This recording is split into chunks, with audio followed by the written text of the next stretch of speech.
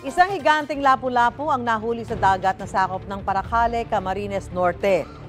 Tinatayang aabot sa 150 kilos ang timbang nito. Sa bigat ng lapu-lapu, 7 mangingisda ang nagtulong-tulong para maiahon ito mula sa tubig.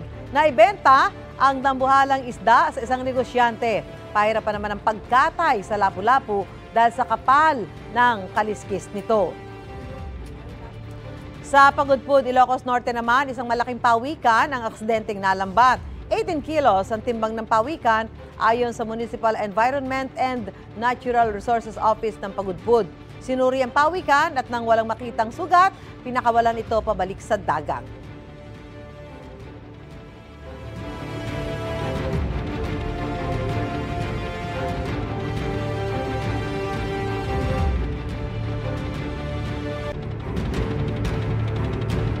Gusto mo bang mauna sa mga balita?